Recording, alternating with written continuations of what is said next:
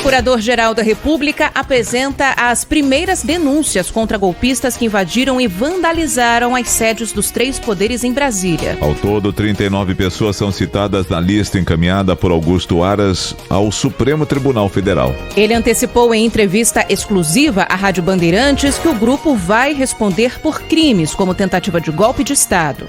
As denúncias também pedem a decretação de prisões preventivas, além de bloqueios de bens no valor de 40 milhões de reais. Ações penais daqueles que foram presos, inclusive a apreensão de bens que montem até o valor total dos danos causados às casas, às sedes dos poderes.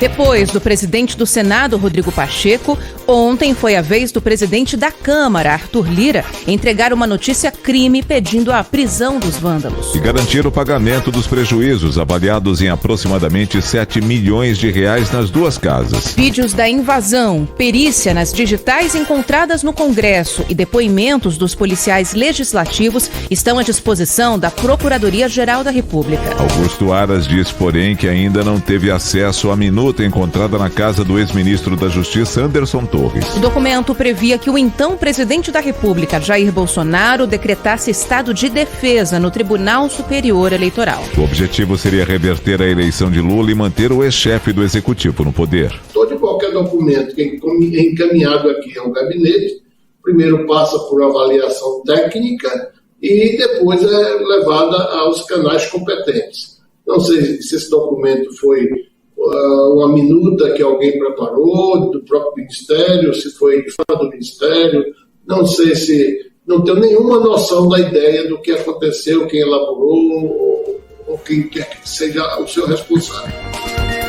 Ontem, o ministro Benedito Gonçalves, do Tribunal Superior Eleitoral, determinou a inclusão da minuta do decreto em uma ação já aberta contra Jair Bolsonaro na Corte. O processo contra o ex-presidente e o vice dele na chapa em 2022, Braga Neto, apura abuso do poder político. E investiga um uso indevido dos meios de comunicação por causa da reunião com embaixadores em julho, quando ele fez ataques sem provas ao sistema eleitoral. Já Anderson Torres segue detido no batalhão da Polícia Militar no Guará, a cerca de 15 quilômetros do centro de Brasília. A Polícia Federal não confirmou ainda a data do depoimento dele, que deve ser ainda nesta semana. 2 promotores fizeram ontem uma inspeção na cela de Torres, mas de acordo com o Ministério Público, não foram constatados privilégios. O interventor da Segurança Pública no Distrito Federal, Ricardo Capelli, afirma que os extremistas que participaram dos ataques agiram como profissionais. E conheciam muito bem os prédios públicos, alvos das ações de vandalismo.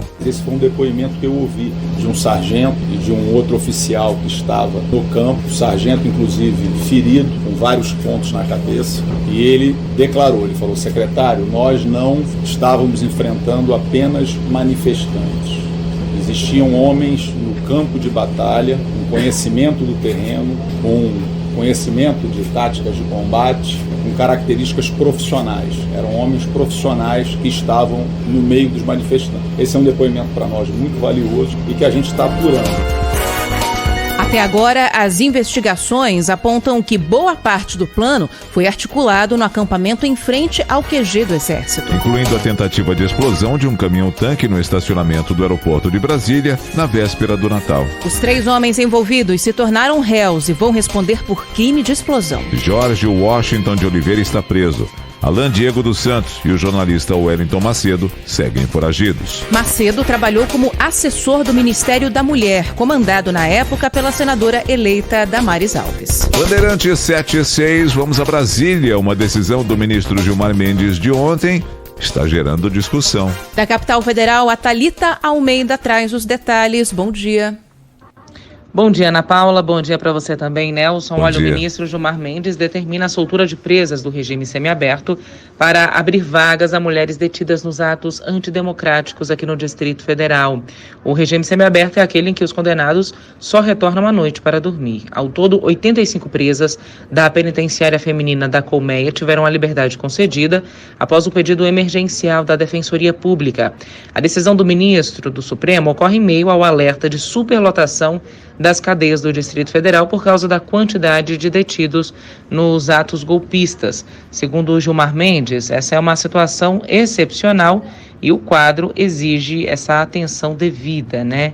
Ele ressalta ainda que com a liberdade concedida às presas do regime semiaberto, a gente vai ter um monitoramento também por tornozeleira eletrônica. Daqui a 90 dias, a situação prisional delas será novamente reavaliada pelo Judiciário. Volto com vocês aí no estúdio.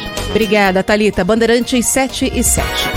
Ainda falando de vandalismo, 4 torres de transmissão de energia foram derrubadas desde 8 de janeiro, quando houve as invasões no Distrito Federal. O número foi atualizado ontem pela Agência Nacional de Energia Elétrica. Segundo a ANEEL, houve outras 3 tentativas de derrubada de torre de transmissão, mas sem sucesso. Dos 7 atos de vandalismo, outras 12 instalações foram danificadas, já que a queda de uma torre pode prejudicar o cabeamento de outra. Foram 2 instalações em São Paulo, 4 no Paraná e 6 em Rondônia. Em todos os casos, no entanto, o fornecimento de energia não foi interrompido. Os ataques às torres de transmissão fizeram com que o governo federal, ANEEL e o Operador Nacional do Sistema Elétrico montassem um gabinete de crise. O ministro de Minas e Energia, Alexandre Silveira, afirmou que os responsáveis serão punidos e cobrados pelo ressarcimento da recuperação das instalações. O governo federal ainda enviou um ofício aos estados de São Paulo, Paraná e Rondônia para que investiguem os atos de vandalismo. Por enquanto, ninguém foi preso.